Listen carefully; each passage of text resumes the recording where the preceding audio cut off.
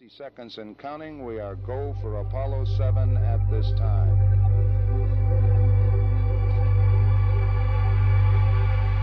T-minus 50 seconds. The vehicle now pressurized, and the vehicle is go, as is the spacecraft. Our second speaker for today is a private pilot, a military aerospace historian, has lectured across the USA on the unique subject of mystery aircraft and classified propulsion systems buried deep within the military-industrial complex. He has presented evidence that supports the claim that elements within the military-industrial complex, specifically then the American aerospace industry, have designed, built, and test saucer-shaped aircraft which mimic the form, fit, and function of what we perceive to be extraterrestrial UFOs. So the question is, does this technology now exist actually to take ET home? Well, he's done a lot to dig out information about the black budget, off-black budget, special access programs that have laid the financial groundwork for those who have been developing secret aerospace mega projects. This material is really interesting. It's kind of fills some of the missing gaps between what we know exists and what is speculation as well. So this will really kind of help to solidify the subject as well that we heard so much about from Mark. So it's going to be really interesting. He's going to talk to us about the man-made versus ET issue. So give a big round of applause for Michael Schratt. Well, good morning, everyone. I want to thank you for giving me the opportunity to join all of you today. What I'd like to do for you today is give you a brief overview of some of the classified aircraft that have been developed within the military-industrial complex. I want to talk about some aircraft that might be considered UFOs, but may actually be man-made craft. I want to discuss the black budget, and then I also want to talk about some crash retrievals.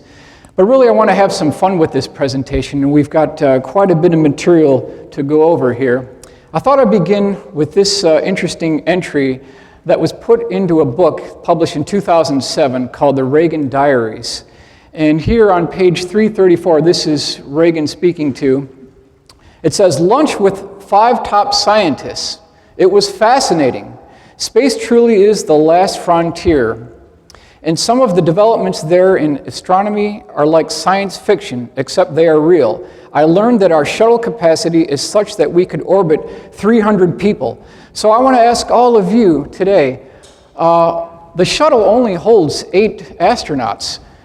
How does Reagan get this 300 people going into this shuttle system? How could this possibly be true? Then we've got some interesting statements made by Neil Armstrong. It says, this is July 20th, 1994 at the White House. There are great ideas undiscovered, breakthroughs available to those that can remove one of truth's protective layers.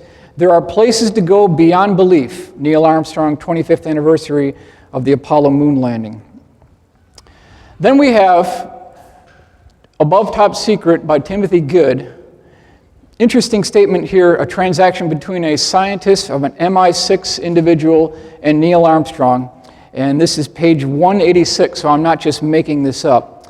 Professor, what really happened there on Apollo 11? Armstrong, it was incredible, of course. We'd always known there was a possibility. The fact is, we were warned off. There was never any question then of a space station or a moon city. Professor, how do you mean warned off? Armstrong, I can't go into details except to say that their ships were far superior to ours, both in size and technology. Boy, they were big and menacing. No, there is no question of a space station. So again, this is page 186 of Timothy Good's Above Top Secret. So it turns out, ladies and gentlemen, that there are in point of fact 2 space programs, one in the form of a public relations smokescreen organization known as NASA. The other one is called U.S. Air Force Space Command, also known as Solar Warden, and that comes from Paul Lee Violette and the Huffington Post, 12/7/2012. Here's another question we need to look at too. Did the Rockwell Star Raker go operational? Is this what Ronald Reagan was talking about when he talked about the capability of orbiting 300 people? Obviously, he wasn't talking about putting those people into the shuttle cargo bay. This was a proposal for a 1979 single stage to orbit, high lift wing orbital launch vehicle, 310-foot length, 360-foot wingspan, capacity of 200,000 pounds for the cargo, and it was powered by 10 high-bypass turbofan ramjets, 3 liquid oxygen and liquid hydrogen rocket engines. So this could have been something that we as the general public were never clued in on, but Reagan may have actually been given a briefing. A couple of quick announcements here. The visual aids used in this presentation are computer-generated forensic composite illustrations based off the actual UFO case files and military defense trade publications. Source material was QFOS, NICAP, the APRO archives, Aviation Week Space Technology, Jane's Defense Weekly, Invisible Residents by Ivan T. Sanderson, which I highly recommend, Uninvited Guest by Richard Hall, Magic Eyes Only, UFO News Clipper Service, Wendell Stevens Archives, and the Leonard Stringfield Collection. I kind of want to start right here. And you might be thinking, why in the world am I showing a picture of a Dorito here? What does a Dorito have to do with a secret space program? Well, back in 1984, this configuration was the most classified configuration that you'd ever want to see. In point of fact, this configuration was so classified, engineers working on the program associated with that configuration were forbidden to bring in a bag of Doritos out of fear that the configuration of this aircraft might be revealed. That's how secret this was. This is the A-12 Avenger II, also known as the Flying Dorito. This was a joint McDonnell-Douglas General Dynamics program designed to replace the A-6 Intruder as an all-weather attack aircraft. Procurement funding for this was $4.78 billion of your tax dollars went into a full-scale research development contract for General Dynamics McDonnell-Douglas. McDonnell-Douglas was brought onto the contract because of their experience with naval carrier-based aircraft. That's why McDonnell-Douglas was actually brought on. Now, we were going to buy, the Navy was going to buy 620 of these aircraft. Again, this is what we've got to show for it here with this Dorito here. But this is the full-scale mock-up that was made. And this is essentially all we have to show for our $4.878 billion, because it was on January the 7th of 1991 that Dick Cheney canceled this program and cost us all $5 billion. So I've been looking for about a decade now, trying to track where our money disappeared to. Since we as taxpayers have funded this program, we own these type programs, we have every right to question authority, and this is something that we really should keep in mind. Different publications, Los Angeles Times, New York Times, Washington Post, they talk about $57 billion jet for Navy is canceled, citing cost overruns. Cheney kills Navy attack plane, stealth jet for Navy is canceled. So I want to give you something to hang your hat on here. According to C-SPAN, and I've got all the dates here so you can verify this for yourself, they said, quote, over 3 million pounds of material have been cut on the A-12 Avenger II program. That was July 24th, 1991. So you've got all this material, all these hardware, all these tooling type things. Where did all this go? What do we have to show for our $5 billion? Since Lockheed Martin bought the General Dynamics Aeronautical Division, your point of contact is a woman by the name of Karen Hagar. She's the public affairs person, and by all means, please ask her where your $5 billion portion went. I've included her email address. Her telephone number is 817-763-4085. Okay? Please ask her where your $5 billion went. I mean, it's unbelievable. It's so highly secretive that I said, come on, guys, can't you guys even give me a washer from the program? Just give me a washer. They wouldn't even do that. So I commissioned our good friend Mark McCandlish. I said, Mark, these guys are going to play it like this. Would you please put together an illustration depicting what the A-12 Avenger II would look like on the assembly line? And this is what we came up with, and it's a really good drawing by Mark McCandlish. And so, ladies and gentlemen, I believe that this is probably the closest we're ever going to see regarding the A-12 Avenger II program. However, there may actually be more to this story than meets the eye. There might be something secret going on with the A-12 Avenger II. This is a letter written to a colleague of mine by the name of Lee Graham. This is from Armin Victorian, date December 30th, 1992. I want to bring your attention to this bottom section down here. And he says, Section A, Navy's A-12 prototype was completed and flown by Lockheed. Completed and flown by Lockheed. Okay. 2 other sources have confirmed from General Dynamics that right around 1990, Lockheed basically picked up the pieces of the A-12 Avenger II program from General Dynamics. They've confirmed that there were, in point of fact, 2 assembly lines running at General Dynamics. One was the Navy version, which was canceled by Dick Cheney January 7th, 1991, and there was a secret Air Force version of this aircraft. Now, when Ben Rich, who is the head of the Skunk Works between 1975 and 1991, when his team at the Skunk Works took a look at this edge here, they noticed that a single straight edge was very bad for radar cross-section. So Lockheed Skunk Works engineers designed a notch into the trailing edge. They also clipped the wingtips to reduce the radar cross-section, and that is the AX-12 Air Force version of the A-12 Avenger II, which is completely black. Now, back in 2000, a 1/3 scaled-up version of this aircraft, which is used as a stealthy troop insertion aircraft, was actually built by Lockheed. It's between the F-117 in size and the B-2. So there's this interim aircraft between those 2 aircraft. That aircraft was sighted over Amarillo, Texas by multiple eyewitnesses. And then in last month, I was with Steve Douglas, who's another aircraft researcher, and we were at this exhibit here. This is a very interesting hangar complex that they have on the other side of the tarmac, and he brought his radio with him, and he overheard the term Little Area 51 at Cannon Air Force Base. So it appears that there's a smaller version of Area 51 at Cannon Air Force Base. Now we've got the Boeing Phantom Works bird of prey. This was declassified October 2002 under the Bush administration.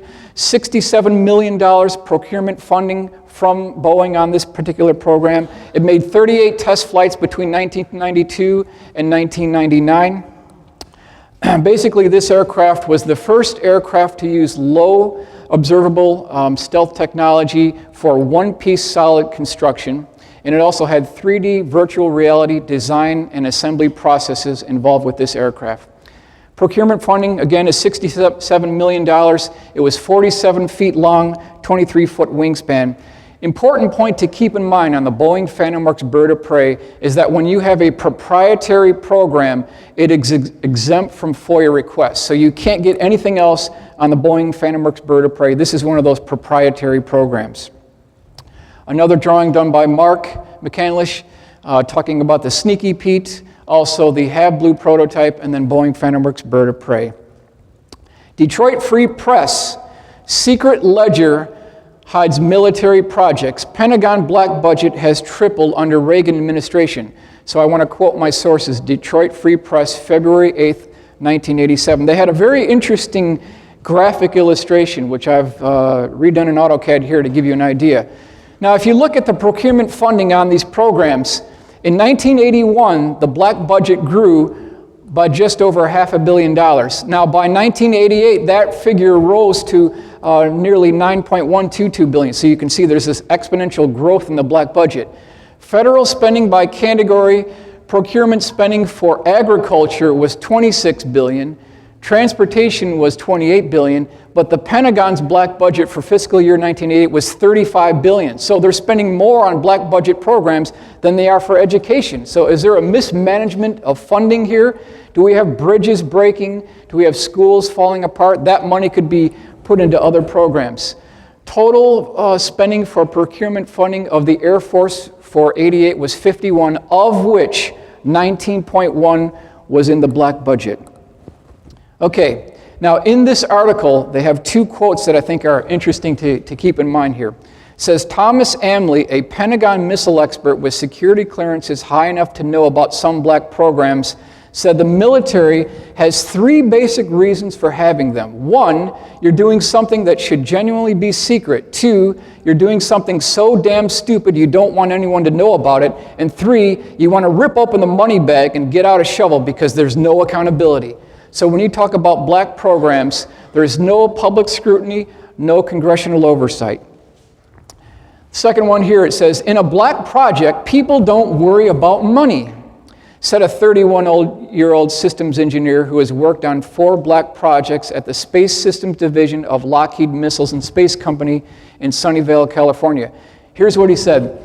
If you need money, you got it.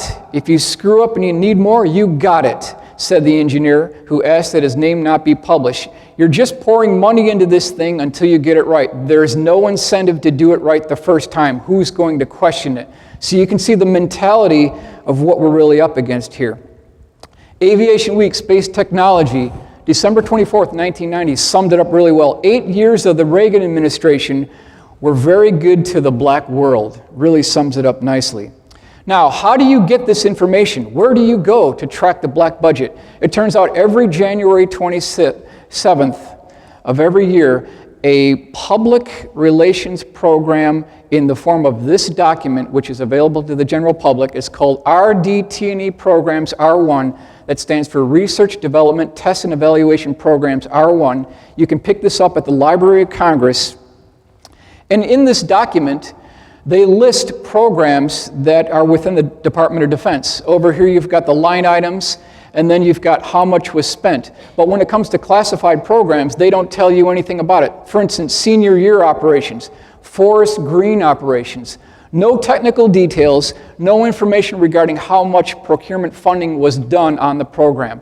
So what you end up doing here is you take the total amount and you subtract the knowns, and what you're left with are the unknowns or the black programs.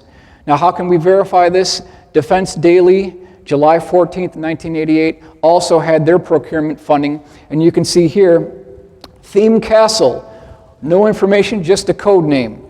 Senior Citizen, we've got Omega. It's a black program. We don't know the details. So again, you take the total amount, subtract the knowns. What you're left with are the unknowns.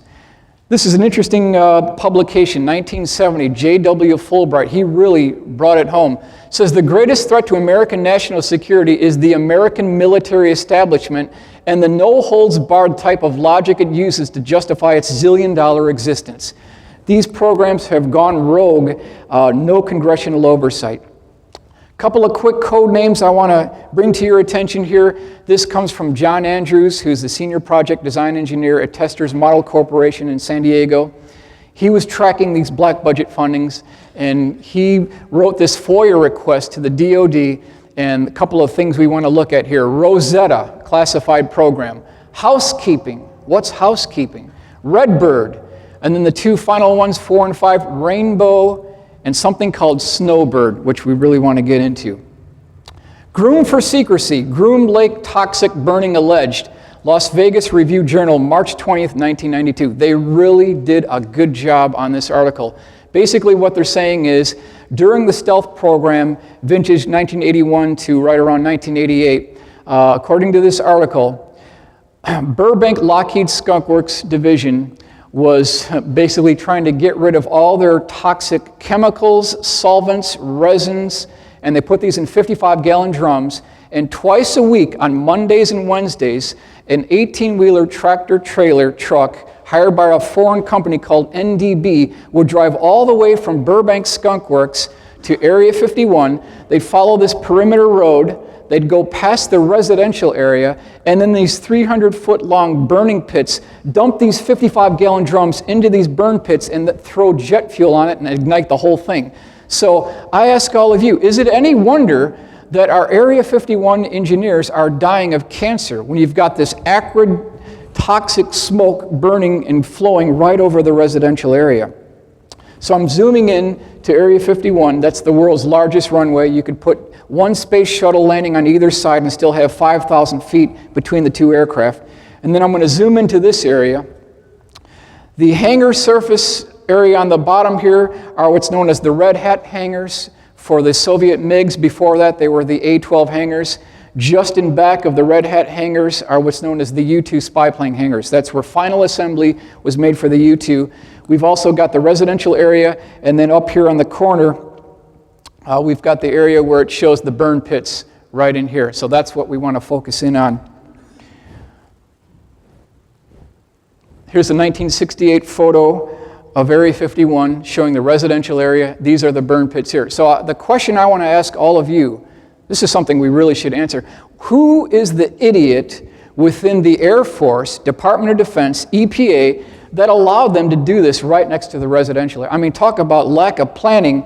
It's just horrible. They had a sidebar article within this Las Vegas Review-Journal that I really want to talk about here. And it's talking about the bar that was at Area 51 called Sam's Place. And this is what they talked about from one who was actually there. Extravagant living on a secret base. So this is your tax dollars at work here.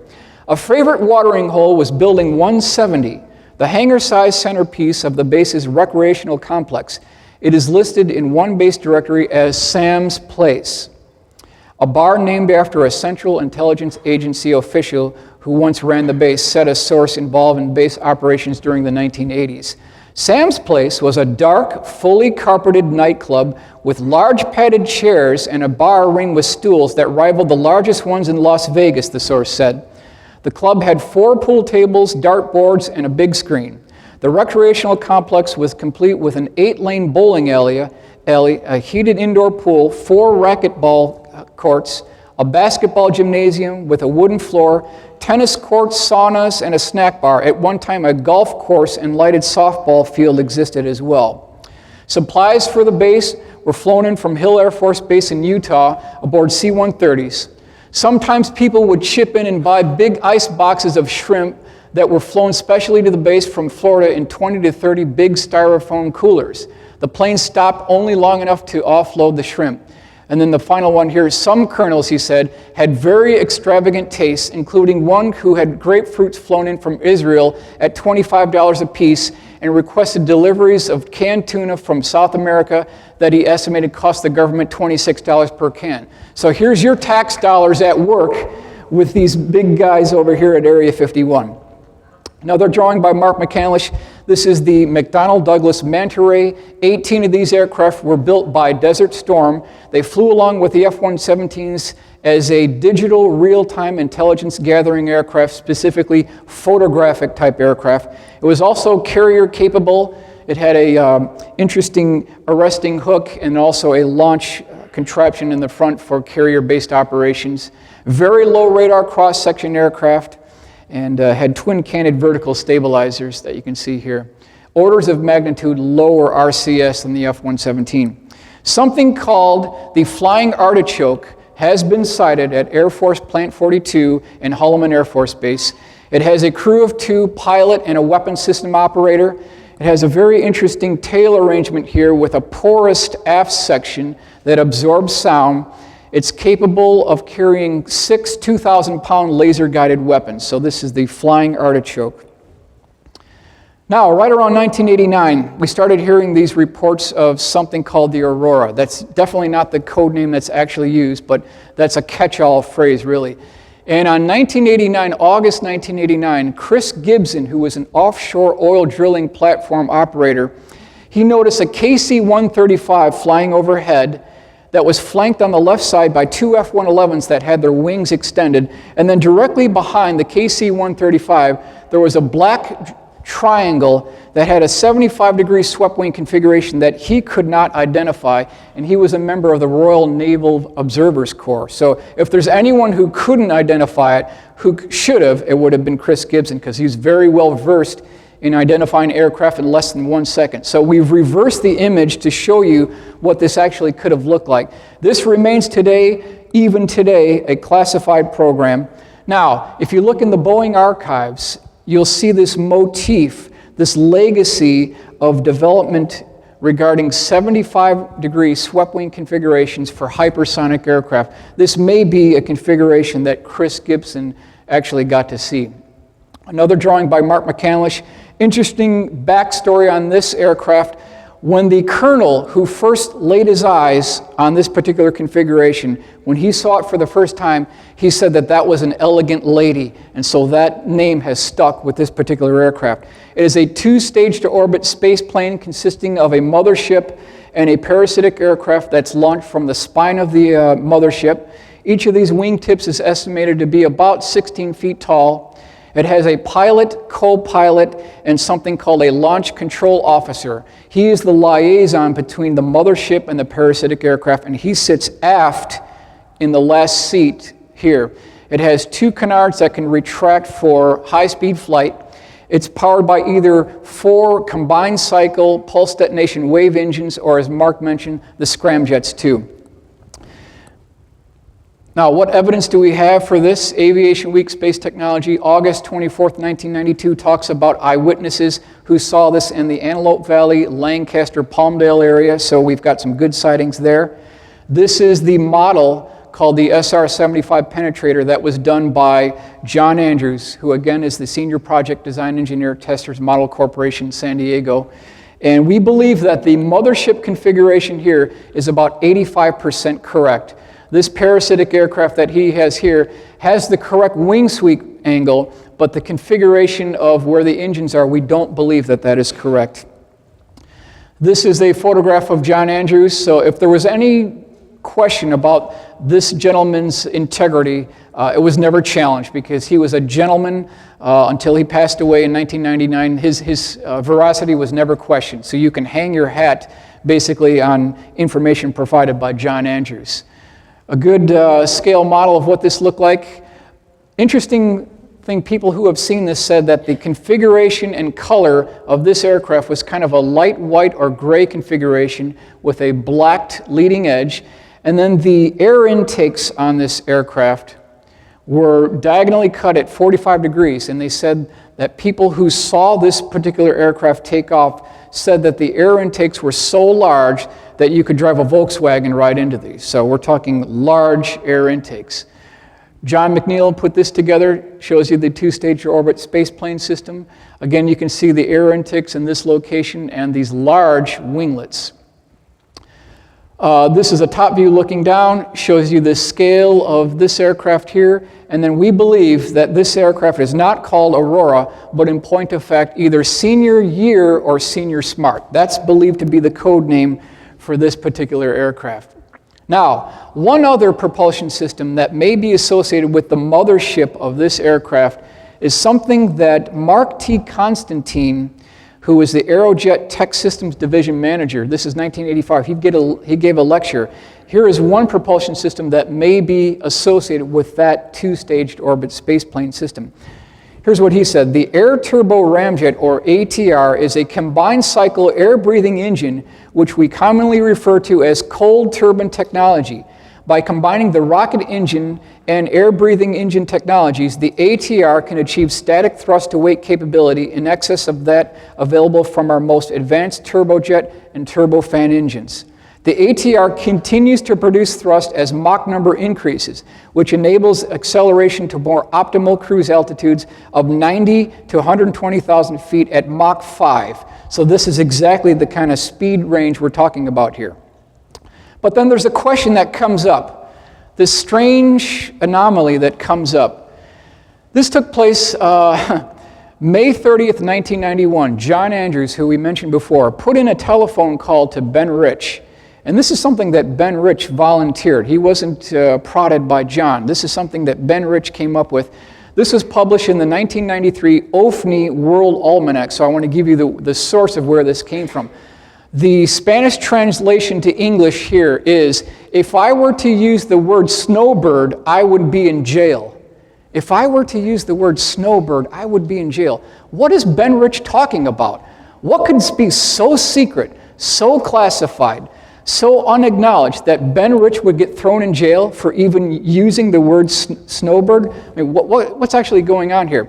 It turns out in 1982, Pratt & Whitney, who has a long history with Lockheed because they developed the J-58 that powered the SR-71, they developed something called a magnetohydrodynamic drive, also known as an MHD. A couple of quick points. Utilizes electric and magnetic fields. So this is not an engine, ladies and gentlemen. This is a drive system. There's no moving parts. It probably is the propulsion system for Snowbird, developed by Pratt & Whitney in 1982. Speeds above Mach 20. So that's way out there in the speed regime. Hypersonic Aurora, what could this thing actually look like that uses the MHD drive? Something that Jane's Defense Weekly, December 12th, 1992, had a really good article about the configuration. Again, we see this 75-degree swept wing configuration, so there's this motif that's going through the 1960s all the way up to the 1992 article here. Now, Wizard of Oz, somewhere over the rainbow. Is this, is there more going on here? Somewhere over the rainbow. This is the song that Dorothy sang in this very popular movie. Is there something more going on here, or is this just a song here? Let me bring your attention to this letter from Robert Jameson to John Andrews, February 28th, 1994. Here's what he said. It says, he was a military monitor. On 367.7, I overheard a conversation between a KC-135 tanker at 47,000 feet calling Rainbow 1 that they were on station. Approximately 7 minutes later, Rainbow 1 called quote-unquote Big Boy for a fill-up. The tanker returned the call but said if you would turn on your lights, it would be easier to find you.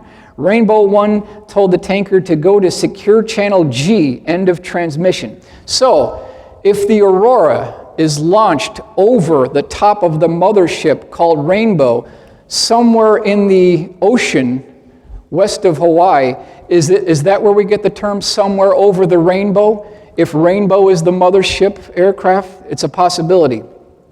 Aviation Week, Space Technology. November 11th, 1991. We're not going to read the whole thing, but just the top here. 2 unusually loud sonic booms heard along the west coast from San Diego to North Las Vegas, Angeles, may have been producing high-flying classified aircraft returning test ranges in Nevada. So they were talking about airquakes, not earthquakes, but airquakes. So I actually contacted Caltech and I said, can you give me your data for October 31st, 1991? And this is the actual result. They call it a sonic. At the exact same time this aircraft flew over, it triggered all these instruments from Caltech and the Geologic Institute. So, ladies and gentlemen, I believe this might be one of the most conclusive pieces of evidence for a quote-unquote Aurora aircraft. Now, the most important thing to keep in mind here is that these airquakes, these aircraft flying over Catalina Island, going over downtown Los Angeles, always occurred on a Thursday morning. A Thursday morning at like 6:58 a.m., 7:05 a.m., repeatedly on the last Thursday of the month during 1991 and 1992. Always on a Thursday. Why a Thursday? Because in the black world, Area 51, Air Force Plant 42, test flights are done on a Thursday because Monday, Tuesday, and Wednesday are used for prep. Thursday is the test flight, Friday is the debrief, Saturday and Sunday there's no one there. And so that's why Thursdays are very apparent in the black world. This is an article, a paper that was received by Lee Graham from the United States Department of Interior. It says, Dear Mr. Graham, in response to your letter of 31/1992, please find enclosed a copy of data recorded by a seismograph at Catalina Island for the sonic boom of January 30th, 1992. So if you look at what's done here, here's what he says. Last Thursday of the month, Thursday, October 31st, 1991, and remember, these tick marks are 1 minute apart. So boom, right? This is your Aurora returning from an overseas mission. Now, about a minute later, another boom right here. So you might think, oh, that's that mothership, right? Returning along with it. The mothership isn't even back yet.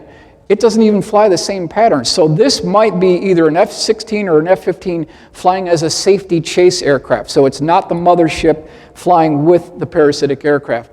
Again, Thursday, June 27th, 1991, last Thursday of the month, boom. About a minute later, another boom. So this is, again, seismic instrument readouts. Thursday, November 21st, 1991, we have another boom here, and then it says, bingo! It must be an American bird. They didn't want to work on Thanksgiving Day. So this time, it wasn't on the last Thursday of the month, it was the week prior. So you know, ladies and gentlemen, this is one of ours. There's no doubt about it. There's no doubt about it. Catalina Island, Thursday, January 30th, 1992, 7:17 a.m., another boom. And then about a minute and a half later, number 2. So you can see you've got this parasitic aircraft flying over Catalina Island. It wakes everybody up in the morning in Los Angeles, and then a chase plane follows it. Here's the track returning to Area 51, going over Catalina Island, Los Angeles, waking everybody up, then heading north of Edwards Air Force Base, going into Tonopah Test Range, and then into Area 51. So I want to give you kind of a brief cross-section of what their flight pattern looks like. Again, Catalina Island, Thursday, April 16th, 1992, 6:58 a.m. Always on a Thursday, always on a Thursday. Mount Wilson, April 16th, 1992, Thursday, 7:02, another one. It just goes on and on. The evidence is overwhelming. Okay, so here is a typical snowbird mission profile flight path. This came from Jim Goodall. I asked Jim, I said, Jim, what's the flight path of these aircraft? And so he said, this is Jim Goodall's interpretation of what these aircraft may be flying. He believes, ladies and gentlemen, that this is a nuclear proliferation monitoring aircraft, because at the fall of the Soviet Union, they had to figure out a way to monitor all this fissionable material that was kind of loose within the former Soviet Union. So he believes it's a nuclear proliferation monitoring aircraft. So what you do here is you start at Area 51. You take off from Area 51. You take up a magnetic heading of 310 degrees. You fly over Alaska. At this point here, you're still with the mothership. You're at about 30,000 feet at Mach 1.7. It's at this point you launch from the mothership. You pour the coals to it right here. You go over Russia. You make a 90-degree left-hand turn. You start heading south. You're over Turkey. You're over Israel. Right in this area right here. Once you get down here, you make another turn. Now you pour the coals to it right here. You're heading back. At this point, you're over here. Now you're near Hawaii. You're starting to make a left-hand turn. Now we're heading into California. That's where we go over Catalina Island. This is where we wake everybody up at 7:02 a.m., right back to Area 51. So that may be the mission profile of what these aircraft are actually following. Now, this is something I got from the John Andrews collection, which I was fortunate enough to acquire. This is 14th August 1981, letter to Ben Rich, former head of Lockheed Skunk Works between 1975 and 1991. It says, Ben Rich, your crew responsible for 2 very strange birds leaving at dawn, just at first light from George Air Force Base. One white, one gray, said to be very Lippish-like, good acceleration, good climb, don't loiter around George, and not seen for the rest of the day. So John included a sketch of something that may have departed George Air Force Base, August 1981. Now, turns out that there's some very good information from Bill Scott, who's the former Rocky Mountain editor of Aviation Week Space Technology. This is March 6, 2006, talking about a program called Black Star. It appears, ladies and gentlemen, that there are 2 versions of this technology. There's one built by Lockheed that's launched from the spine of a mothership, and then Boeing has one called Black Star, which is airdropped from the belly of the craft. So that's the different kind of configurations that are used. This is a Steve Douglas illustration with an XB-70 type configuration. Is there any proof to back this up? This is a U.S. patent, February 7th, 1982, 1989 by Boeing, and they include a parasitic aircraft that actually fits up inside an indented section under the belly of the mothership. So we've got patents to back this up. We've got eyewitnesses reported within that article that also talk about this as well. Then we come across this particular letter to Pete Ames from John Andrews. It says, 22nd February, 1994. The place, Kadena Air Force Base. The time, the weekend of 13th February, 1994. It says, emergency call from manned aircraft to expedite recovery at Kadena Air Force Base, coming from north, tracked speed at Mach 4.2. Diversions for other aircraft in area. Aircraft recovered and quickly placed in secure hangar. Red 3 lockdown declared by base. Other pilots landing kept and slept in ready quarters. One white-gray C-5 launched from Holloman Air Force Base. 3-day lockdown at base. So something made an emergency landing at Kadena Air Force Base. And this is the configuration per the Bill Scott article. They also mention that there was a solid rocket booster that is loaded into the aft end of this vehicle. So we're definitely talking at least Mach 4.2 for this particular configuration. The truth is out. Air Forces Monthly, March 1997, September 26, 1994, was the date of an event that has never been talked about in American press. I had to get an overseas publication for this. And the details regarding this case was a top secret aircraft believed to have been a classified variant of the YF-23 by Northrop. Had a crew of 2.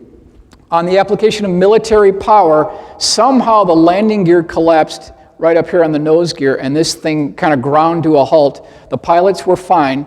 They had to tow it back to a hangar. It stayed in that hangar for 2 nights, and it had a tarp over the midsection. The aft section and the forward section was still exposed, so people could see what this thing actually looked like. On the 3rd day, a C-5 Galaxy was flown into RAF Boscombe Down. This is where this took place. And as they were departing, air traffic controllers and monitoring public on the ground overheard the transmission that this C-5 Galaxy was going to KPMD. So anyone who knows what KPMD is, that's Palmdale. That's the identifier for Palmdale. They were flying back to Palmdale. This is the configuration of what we actually believe this aircraft looks like. Was a variant of the YF-23 2-seat aircraft with 2 inward canted vertical stabilizers, other than the YF-23 version that has 2 outward canted vertical stabilizers.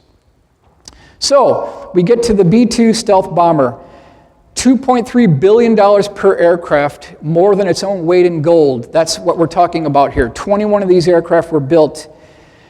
Tremendous amount of money. I call this the $10 billion photograph because we've got 4 B-2s at the Pico Rivera plant, 2.3, that's about $10 billion right there. And it's a 172-foot wingspan. The question is, and Mark talked about this before, is there more going on to the B-2 than meets the eye? Aviation Week Space Technology, March 9th, 1992, had a very interesting article from people who worked at Northrop who were very upset that the technology associated with the B-2 program was not being trickled down to the public industry. They talk about how the B-2 electrically charges the leading edge of the wing to reduce the radar cross signature. That's what you see in this diagram right here. And then negatively charges the exhaust gases to reduce the infrared signature. This is the same type electrogravitic technology that T. Townsend Brown had originally proposed in the 1930s. So this technology might date back a lot earlier than we originally thought. The proof about this comes from Electrogravitic Systems by Thomas Vallone, so you can back that up. And then I recently came across some information from a General Dynamics engineer who had previously worked in the black world. And basically he said, you know, I'm done with the black world. I've been there. I'm through with it. I'm now a biker. So he left the black world behind. And he said that according to this particular General Dynamics engineer who worked on the B-2 program, he said that for every 3 B-2s that are built, for every 3, turns out that there's 7 anti-gravity versions of this B-2 that are actually built, according to this General Dynamics engineer. Now, September 1967, a naval combat veteran by the name of Jack Pickett, who I was really good friends with, he's no longer with us, he claims that during September 1967, he was a publisher of the NCO Club newspaper, and they were going down a perimeter road at MacDill Air Force Base, which is in Tampa, and they got to this area right here, which is called the base scrapyard. And when he got there, he looked over the chain link fence and saw 4 of the most incredible aircraft that he had ever seen in his entire life. Just an incredible configuration. They measured 20, 40, 70. The largest one was 116 feet in diameter. They all had the same configuration, but different sizes. They had tricycle landing gear. There was an air intake on both sides of the pilot's compartment, and then this very huge vertical tail that tapered back to the pilot's compartment had control surfaces along the circumference of the disc. So this is September 1967. This is the long-range bomber version of this aircraft. According to Jack, he was told that this was used as a long-range reconnaissance bomber during the Cold War. And so he asked a lot of questions from the general who was over at MacDill Air Force Base and inquired about putting together an article for the base publication newsletter. He was given authorization to write that article, which was titled Flying Saucers for Real, and then he was given 16 officially stamped black and white glossy photographs of these aircraft parked on the tarmac, in flight, also with F-86 jet fighter interceptors, F-84 jet fighter interceptors as well, and had a tremendous amount of information regarding this program all ready to go into this article. But then it turns out, just before going to press with this particular article, there was an overflight of a VTOL, vertical takeoff and landing version of this aircraft, which rolls down the runway. This is a horizontal takeoff bird. That particular aircraft suffered a propulsion system malfunction, dropped down to treetop level, flew directly over Miami at high speed and woke everyone up. The next morning it was all over the newspapers, all over the news, and so he brought that newspaper into the general's office the next morning and said, "General, I think we've got a problem here because I'm getting ready to declassify and release this jet-powered disc that you have at the scrapyard, but then you're denying the existence of this aircraft that flew over downtown Miami. What do you guys want to do about it?" So that general contacted Offutt Air Force Base, contacted the Secretary of Defense and the Secretary of the Air Force, and according to the Secretary of the Air Force, it would be in the better interest of the Air Force to delay publication, and that's where this story died back in 1967. So we were within hours of getting the truth about one of our classified programs brought into the public domain within hours, but then it was canceled. So now we want to move on to flying triangles. They've been seen all around the world since at least 1974, without a doubt. We've got November 29th, 1989, Belgium was seen. January 5th, 2000, Southern Illinois. Area 51, Groom Lake. They've been seen almost in every country by every possible culture. So it's a worldwide phenomenon. We've got a case over here of a red one with this exhaust port here. We've got a case in Detroit. We've got Belgium cases. So a brief cross-section of these aircraft have been seen all around the world. The primary features of these triangles, they usually have a white light on the corner of each of the triangle. Some of these are between 200 and 300 feet across. This midsection is generally about 20 feet across. And then there's always this interesting structural work on the bottom and probably a red or amber light in the center of the bottom section of the craft. That's kind of the overall view of what we see here. March 31st, 1999, Kirby, a very significant sighting. And if anyone in this room is a skeptic, I just invite you to look at this gentleman's testimony. Colin Saunders, you can Google him. He gave a really nice 20-minute lecture regarding this particular sighting. A very honest gentleman. I totally believe his case. He was with his family driving home at around 9:50 p.m. after dinner when they came across this particular craft. He saw the aft end of it first. It was tilted up at about 15-degree angle of attack on the left-hand side. And then he said the bottom of this craft tipped up, but it tipped up from the back end. And he said, he used the term that it looked like it was submerged underwater. That's how this actually moved underwater. Here's the view of what it looked like from the aft end. He said it was totally silent, and then he said it had these very interesting raised box sections on the top of the craft. The exterior pictorial version of the exterior of the craft looked like a flowing liquid mercury. It was almost alive. And he said that it was his belief that these extruded sections here were part of a docking mechanism with a larger craft. So as this thing flew over, he could see the bottom of it. It also had these raised sections as well. And then as this thing flew over, you can see a forward section right here.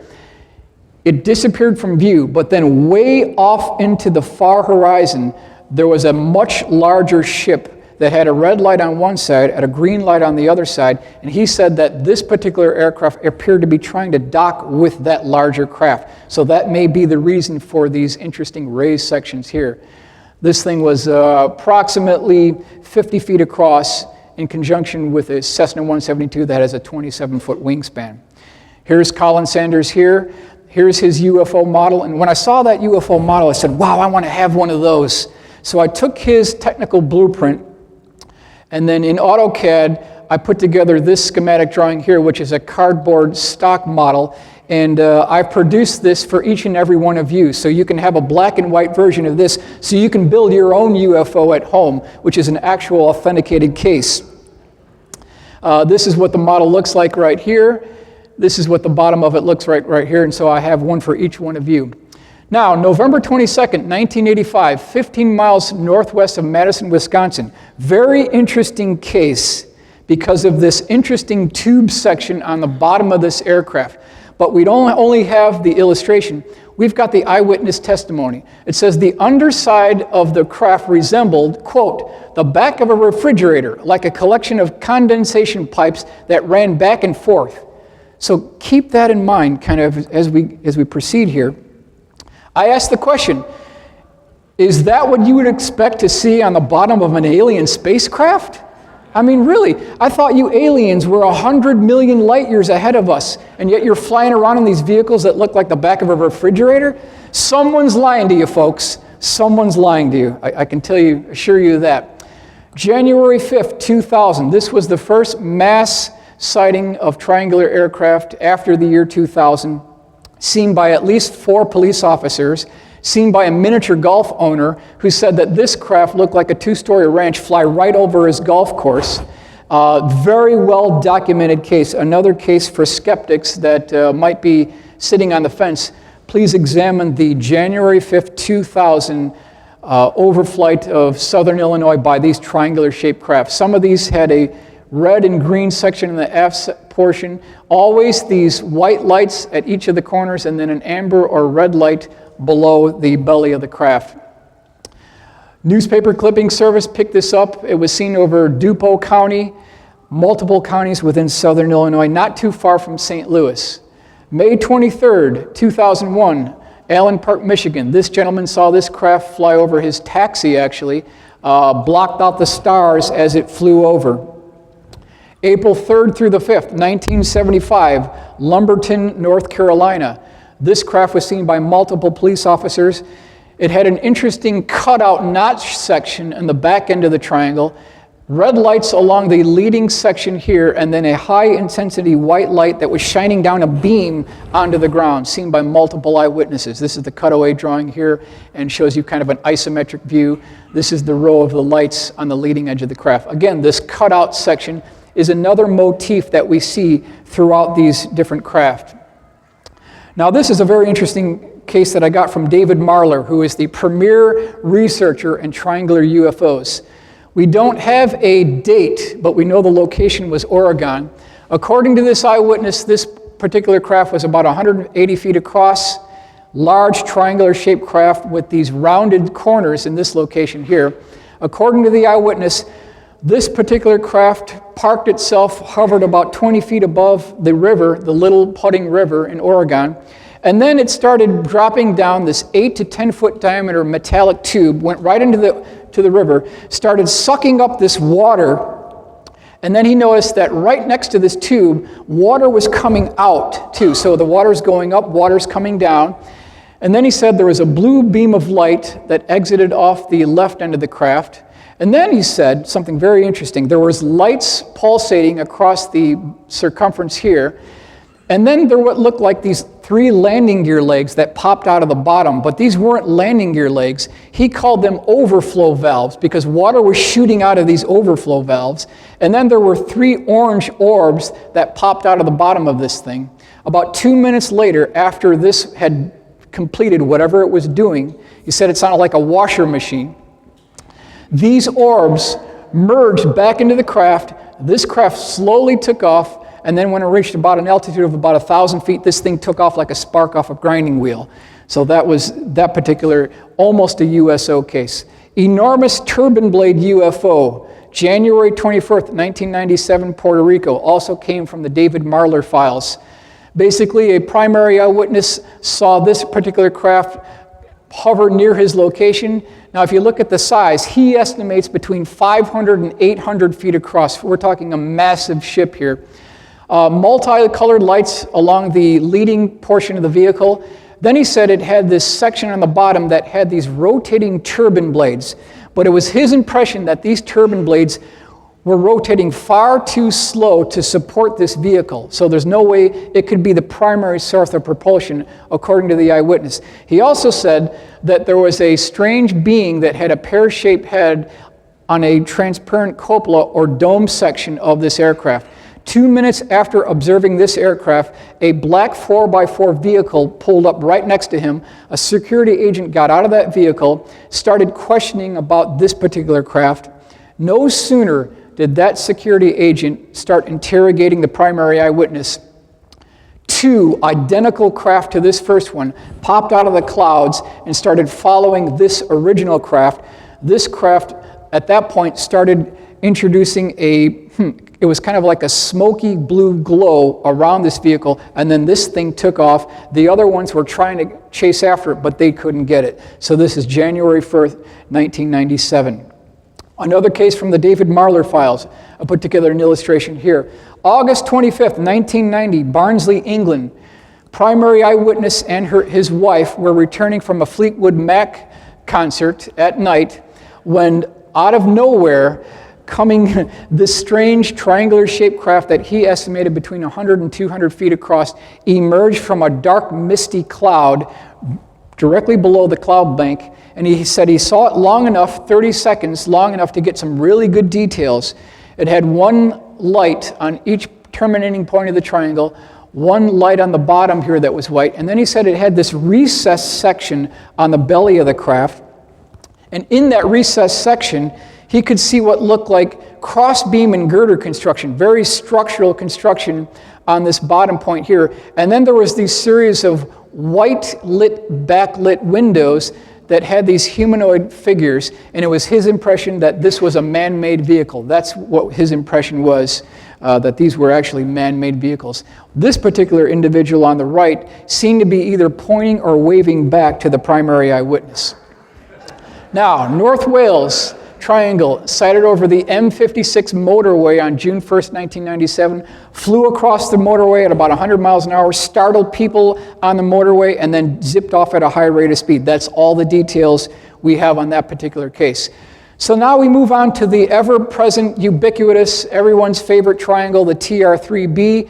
Anything having to do with the TR-3B has to be credited to Edgar Fouché. I want to give him credit for Edgar Fouché. Also want to mention that Edgar Fouché has no first-hand knowledge specifically dealing with this aircraft. So he didn't work on this program, but he claims that he knew people at Area 51 who did. I want to make that perfectly clear.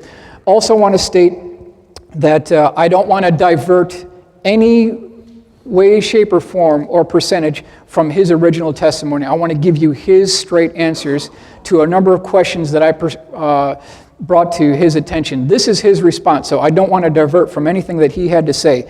Technical specifications regarding the TR-3B. According to Edgar Fouché, there are 2 different sizes of the TR-3B, approximately 250 feet per side for the prototype version, 600 feet per side for the operational model. The overall mission of the TR-3B is logistics support and transportation for the Secret Space Command. If used on a planet or moon or large outpost, you would have a ready-made transportable space station. The TR-3B carries a crew of 4 in the prototype version.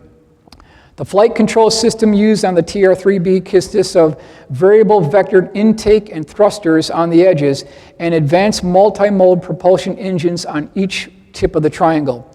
2 nuclear reactors serve as the power source for the magnetic field disruptor, also known as an MFD. The magnetic field disruptor utilizes a mercury liquid plasma, which is pressurized to 250,000 atmospheres and rotated at 50,000 RPM, resulting in a distortion or warpage of the localized gravity field by up to 89%. Therefore, G-forces are also reduced by 89%. So in effect, what he's saying is that this MFD interacts with how gravity interacts with mass. So you could be doing 1,000 miles an hour, make a left-hand turn 90 degrees, and you'd only feel 11% of the G's. That's what he's talking about. He's not talking about anti-gravity per se, but a disruption of the gravity field. Materials used to construct the TR-3B consisted of advanced composites, metamaterials, and titanium. 3 prototype TR-3Bs were built. Cost per TR-3B in $1990 was $1 billion per craft. Sightings by Edgar Fouché is 1975, high in the atmosphere at night at Edwards Air Force Base, 1976 within the southern part of the Nellis Range, and the late 1970s Groom Air Base. That's the one we want to focus on. TR-3B utilizes telescopic landing gear legs with T-pads, operated by the National Reconnaissance Office, the National Security Agency, and the CIA. The craft exhibits a very low electromagnetic humming noise during operation. 1 light was located on each tip of the triangle. The craft incorporates electrochromic panels used for daytime stealth operations. So when you talk about electrochromic panels, what they're essentially doing is they're electronically transferring the image in what's in back of the craft to the forward portion, essentially allowing it to blend in with the background, basically bringing it invisible. Vents on the side of the craft serve as variable vectored intake exhaust depending upon which direction the vehicle is going. So this is a drawing put together showing you these vents right here. This is the crew compartment and then the magnetic field disruptor right here. So then I asked Edgar Fouché, Edgar, instead of you just talking about the TR-3B, can you give me an illustration of your sighting? This is what he came up with. This is Edgar Fouché's illustration of his sighting. This would have been 1979 at Area 51. This is Avionics Building Number 9, the Avionics Laboratory at Area 51. Again, this is the longest runway right here. And he was going from the Avionics Laboratory to a blue blacked out windowed bus, Air Force bus. So it was about a 100-foot walk. And as he's walking to this bus, they had him wear these blacked out welder's goggles so he couldn't see anything around. Edgar Fouché is a pretty big guy, so when he looked down, there was a crack between the top portion of his forehead and the top portion of these welder's goggles, and he could see a crack of light. He looked outside that light and saw the TR-3B about 500 feet away. This is according to Edgar Fouché. So if you look at this runway diagram, you look at the buildings, remember these are the red hat hangars right here, we're talking at least 500 feet. And so that's how close he got to perhaps one of our classified flying triangles. Again, flying triangles, UFOs, the estimate of the situation, David Marler, this is by Richard Dolan Press, our good friend Richard Dolan. Anyone who's a skeptic regarding flying triangles, please look into this book and you'll see that there's quite a good historical background. I want to make a statement here. If you thought that all triangular UFO cases were the direct result of classified military aircraft, that would be incorrect. Now, how do we know this? Sightings of these triangular-shaped craft date back to 1890. Kelly Johnson, who formed the Skunk Works, he wasn't even born yet, so it couldn't be a Lockheed bird, right? It has to be something else.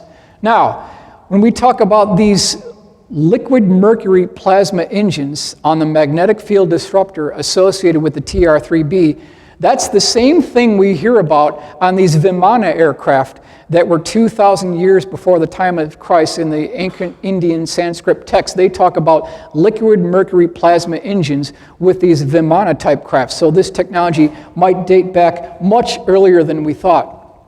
Is that the same technology that's used here in the Kecksburg Acorn that was recovered in Pennsylvania, December 9th, 1965?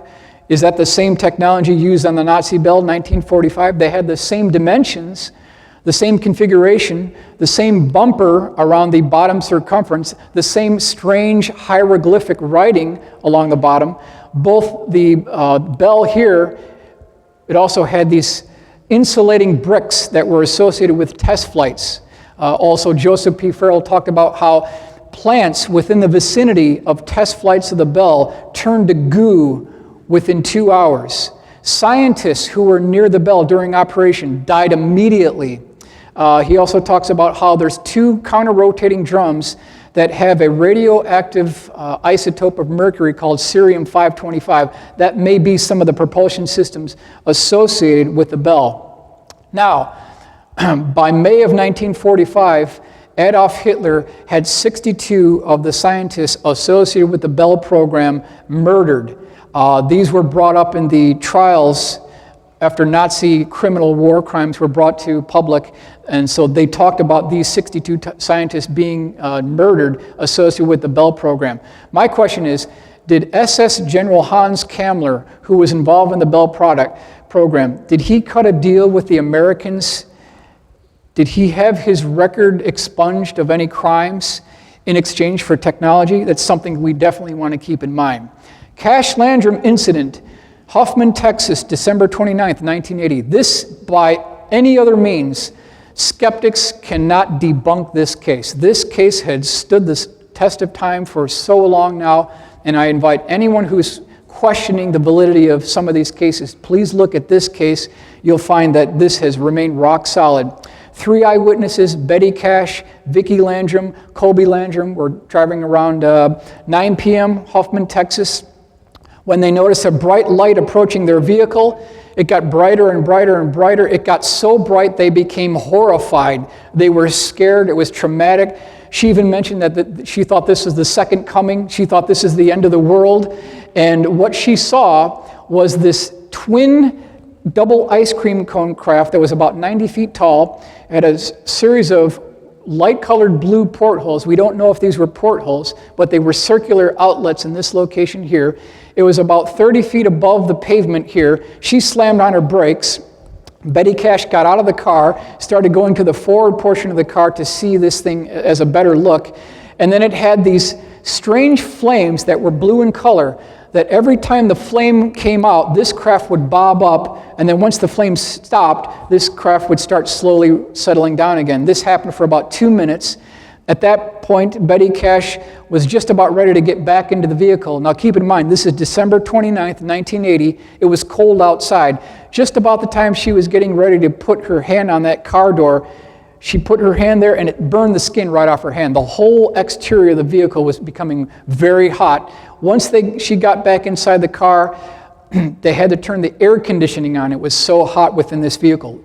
This craft also emitted a beeping noise as this engine produced this thrust. And then about a minute after this departed, there were no less than 23 double-rotor Chinook CH-47s chasing after this craft with 2 UH-1 Hueys in chase with high-intensity light beams, like they were shepherding this vehicle, like they had foreknowledge of this particular flight.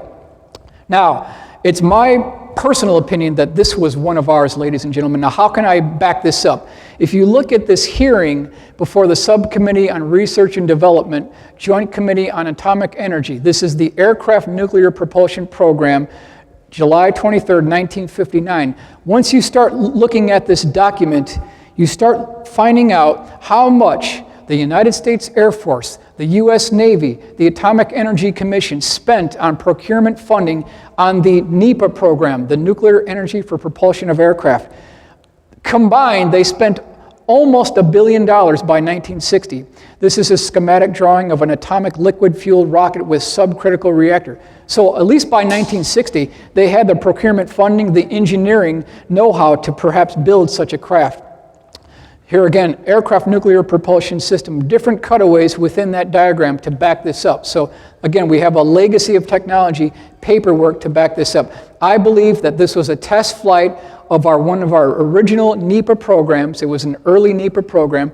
There was a hull breach within that subcritical reactor that started spewing out fissionable material, and that's how Betty Cash and Vicki Landrum died from the effects of radiation poisoning regarding this. So it's important that we hold our government liable for essentially the murder of these 2 individuals.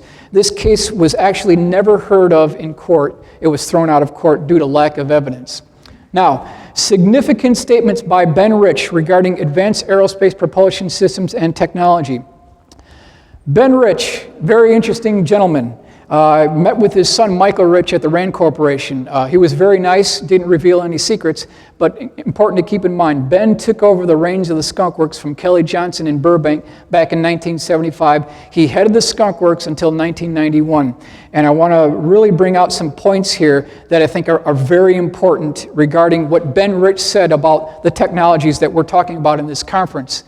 Now, according to Ben Rich, and you can verify all these, they've been authenticated. I invite you to check this out yourself. We did the F-104, the C-130, the U-2, SR-71, F-117, and many other programs that I can't talk about. We are still working very hard. I just can't tell you what we're doing. Wright-Patterson Air Force Base slide presentation, September 26, 1992.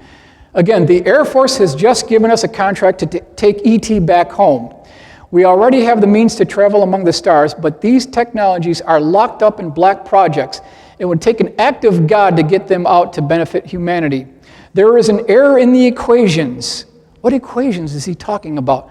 There is an error in the equations, and we have figured it out and now know how to travel to the stars, and it won't take a lifetime to do it. So what equations is Ben Rich talking about here? It is time to end all secrecy on this, as it no longer poses a national security threat, and make the technology available for use in the private sector. It says we have some new things. We are not stagnating. What we are doing is updating ourselves without advertising. There are some new programs and certain things, some of them 20 or 30 years old, that are still breakthroughs and appropriate to keep quiet about. Other people don't have them yet.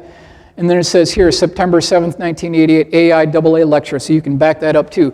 I wish I could tell you about the projects we are currently working on. They are both fascinating and fantastic. They call for technologies once only dreamed of by science fiction writers, according to Ben Rich. What could that mean? Now, this is a new group that maybe some of you haven't heard of before. I got this from the Huntington Library, from the papers of Ben R. Rich.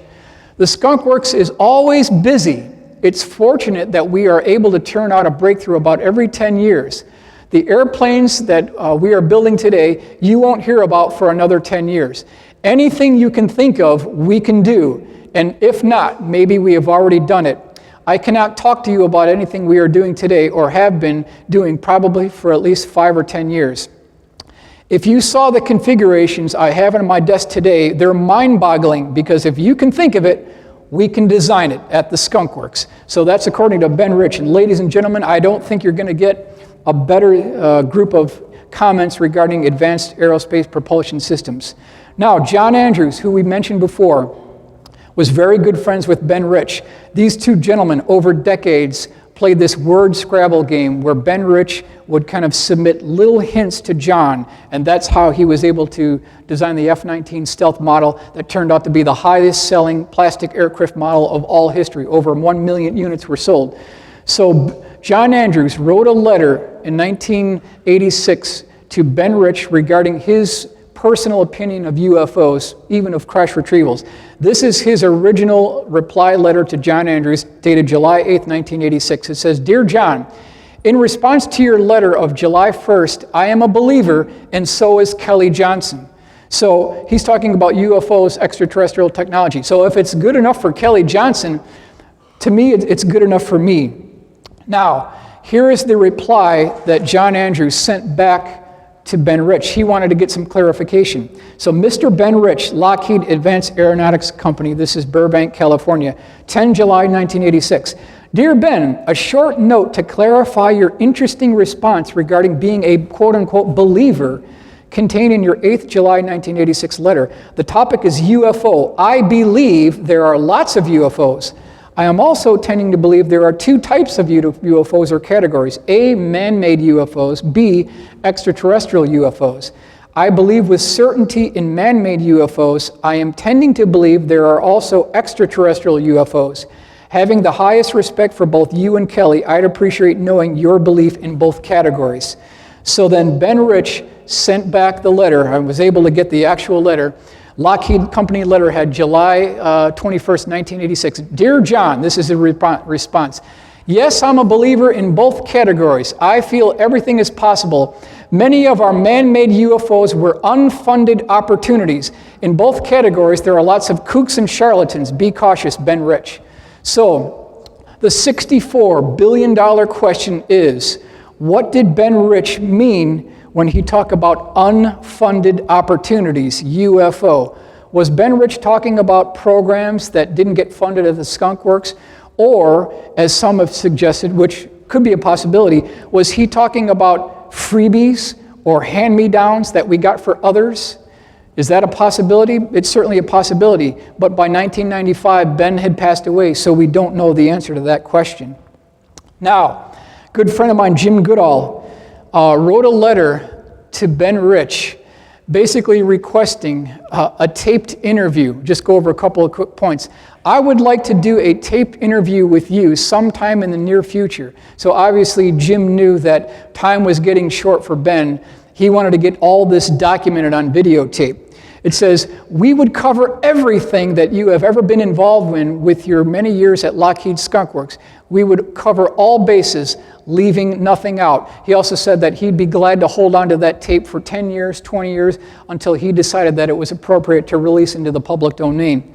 Now, unfortunately, that interview never took place because, as we mentioned, Ben Rich passed away in 1995.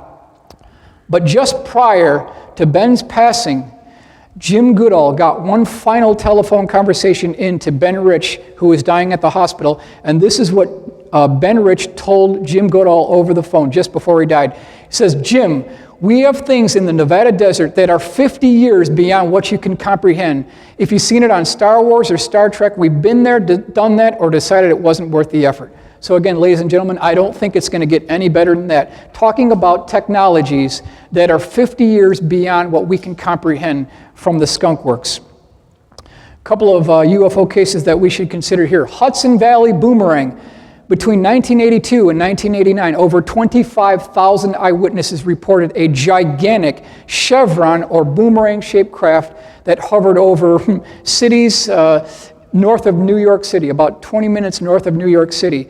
Primary eyewitnesses reported from air traffic controllers, doctors, policemen, law enforcement personnel. What they reported seeing is this boomerang-shaped craft with these tubes, pipes, and cylinders on the bottom of the vehicle. A very structured craft on the bottom. Also had multicolored flashing lights on the bottom as well. That's a very interesting thing to consider because it's been repeated over and over again. Now, March 24th, 1983, Taconic Stark Parkway, New York. This is on a Thursday.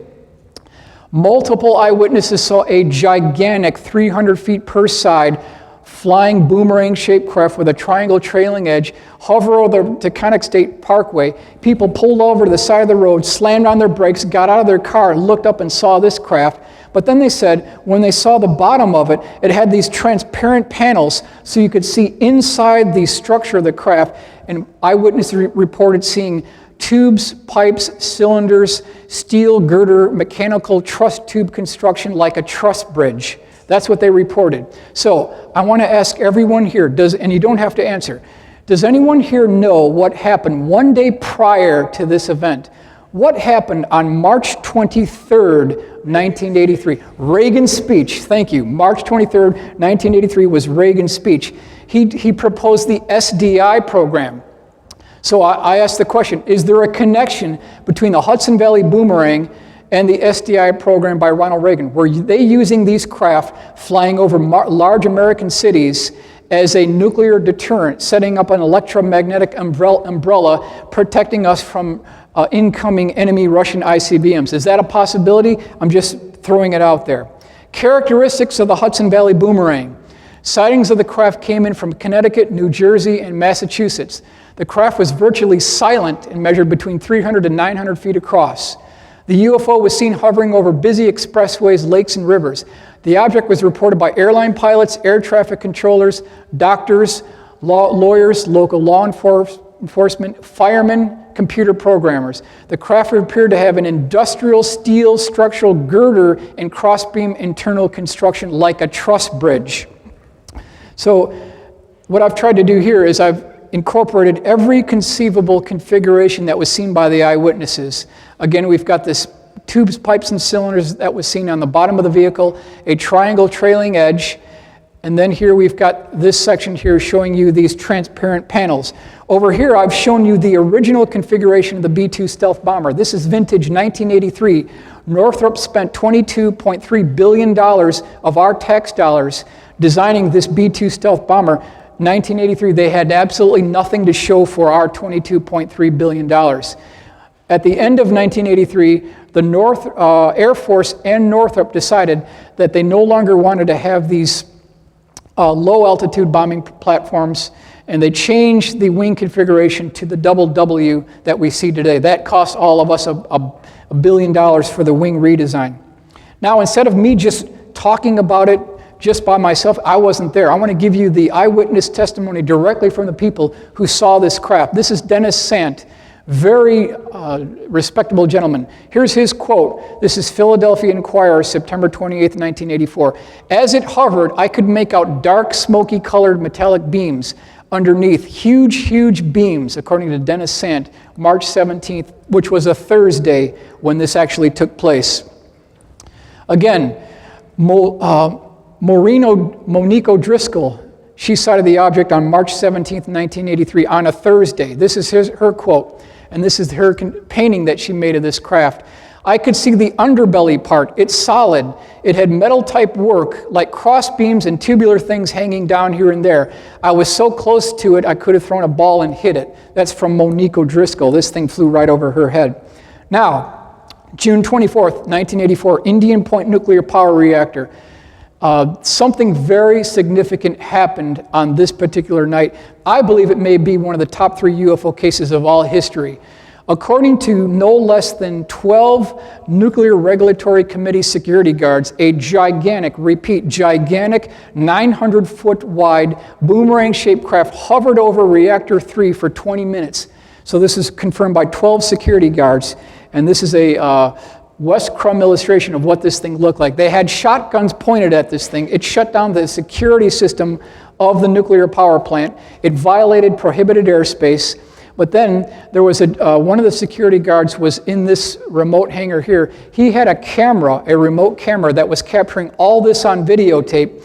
And in his words, quote, this craft was so large that he had to pan the camera 180 degrees across just to get the whole thing in the field of view. That's how big this craft was. That videotape was later confiscated by government officials, but there is a videotape of this particular event. Phoenix Lights, March 13th, 1997. Again, boomerang-shaped craft. It had a very small triangle trailing edge here, seen by thousands of eyewitnesses.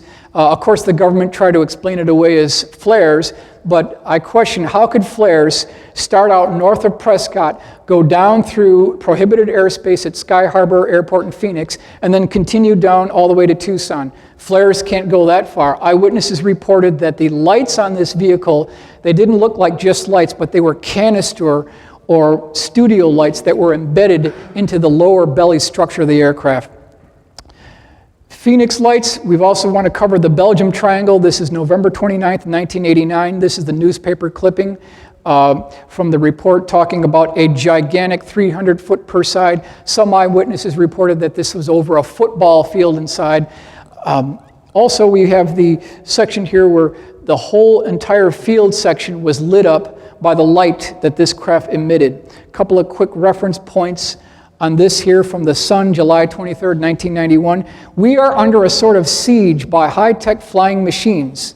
These craft are clearly the product of an advanced society and are under intelligent control. Their shape, size, speed, and the way they move are unlike anything known on Earth. These UFOs are technological marvels. They operate with a propulsion system unlike anything man has ever seen. Several eyewitnesses described the craft as big or bigger than an aircraft carrier or as big as a football field. One witness said that while the object was flying directly overhead, one could not see the front part and the end at the same time because it was too big. The craft had the capability of hovering and at times would suddenly accelerate so rapidly that it would be across the horizon in a second or two, and sometimes it would flash right back. In many cases, people saw structure underneath the craft, which included heavy metal parts, crisscross effects, diamond-shaped work, and tubular things here and there. So that's important to keep in mind. This was also tracked by 2 F-16s that got within 20 miles of this particular craft. It also released hundreds of small objects that were on the bottom of it, and then during this particular Belgian wave, flying squares, rectangles, platforms, and a manta ray-shaped craft were also seen by the eyewitnesses. So it wasn't just triangles that we were seeing here. Here is the illustration of this F-16 attempted intercept. This thing was going at about 250 knots, accelerating to about 1,800 knots within 2 seconds. That's equivalent to about 40 G's acceleration. Now, under normal circumstances, that would kill pilots, but if they're using another type of propulsion system, that may not be the case. Now, what are we talking about? Is this a man-made vehicle? We have the same tube, pipes, and cylinders configuration on the bottom of the Belgian triangle that we looked at on the Hudson Valley Boomerang. Here's the radar track here from the onboard F-16 targeting radar. There were 3 independent ground radar tracking stations that also track this on radar. I want to bring your attention to a manta ray-shaped craft that was also seen December 1st, 1989. The movement of the lights was kind of like back and forth, and it looked very similar to the Knight Rider TV series in 1980s, Knight Industries 2000. That's the movement of this light. It also looked like the Cylon Centurion helmets that were used in the 80s TV hit Battlestar Galactica. But the most important point I want to bring to your attention here, and this comes from Joseph Jones, who's another black aircraft researcher. He states that it was a joint program between Lockheed Skunk Works and British Aerospace. This is vintage 1984, 1985. They were developing something called Triangulum. That was the code name for this aircraft. And they were working on something called an EM drive. And this is part of a program called Brilliant Invader. That was the code name for this operation. So ladies and gentlemen, I submit to you that this may be, in point of fact, the explanation for the Belgium Triangle Wave 1989-1990, which was the Brilliant Invader joint NATO training exercise.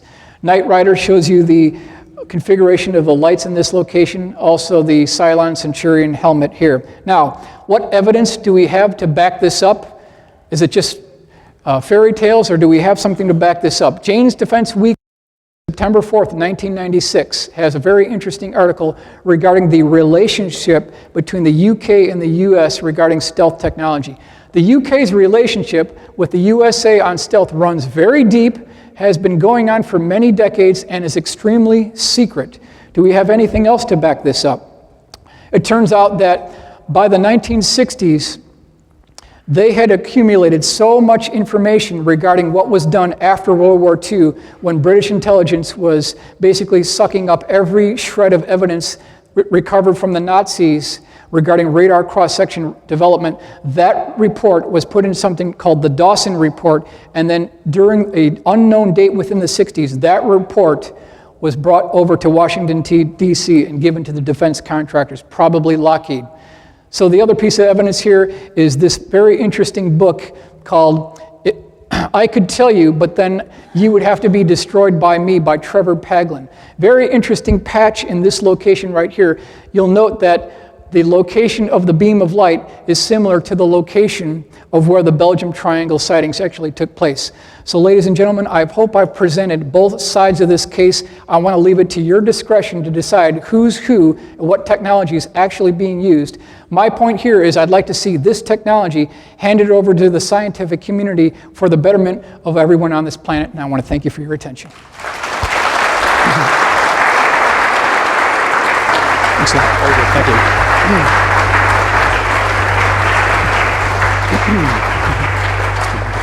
Thank you very much. Thank you very much, Michael. Really appreciate that.